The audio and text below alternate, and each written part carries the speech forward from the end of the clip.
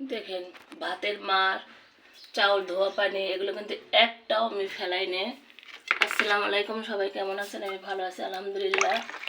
এগুলো কিন্তু ছায়া স্থানে রাখতে হয়।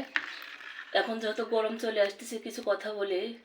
আর এগুলো কিন্তু ঢেকে রাখতে হয়। আর গরমের দিন দিন আর কি গন্ধ হয় কিন্তু, সেজন্য 7 দিনের মধ্যেই দিয়ে দিই, যেহেতু এখন শীতকাল আর কি। ওই জন্য দেখা যায় 10-12 দিন হয়ে যায়, তারপরেও আমি গাছে দিয়ে দিই। আর এই দেখেন, এই যে বাসায় কিন্তু আমাদের অনেক সবজি নষ্ট হয়, সেগুলো আমি এইভাবে গাছে দিয়ে, হাজব্যান্ড তো বলতেছে কাউকে দিয়ে দাও, আমি যাদেরকে দিব তারা নিবে না, ওই জন্য করে মনে করলাম যে আমি এগুলো ভিজে রেখে আমার গাছে দিয়ে দেবো। এইভাবেই কিন্তু গাছের পরিচর্যা করতে হয়, তাহলে গাছ থেকে অনেক ফুল ফল পাওয়া যায়, সেটা আমিও করে থাকি। দেখেন ভাতের মার কিন্তু একদম ফেলাই নেয়।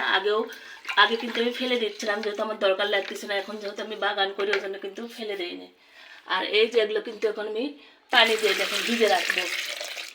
আর অনেক গাছ আমি বলিনি যে আমার বাগানে এমনি এমনি হয়, হয়তো পাখি এসে ফেলে দিয়ে যায় এই ধরনের খাবার, কিংবা হয়তো দেখা যায় যে জৈব সার হিসেবে আমি যেগুলো গাছে দিই, এখান থেকেও কিন্তু আমার বীজ হয়।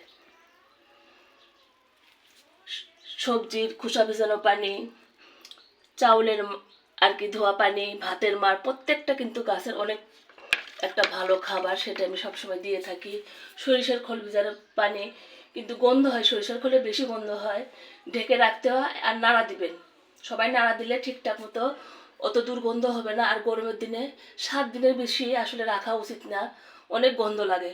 ভালো থাকেন, সুস্থ থাকেন, আল্লাহ হাফেজ।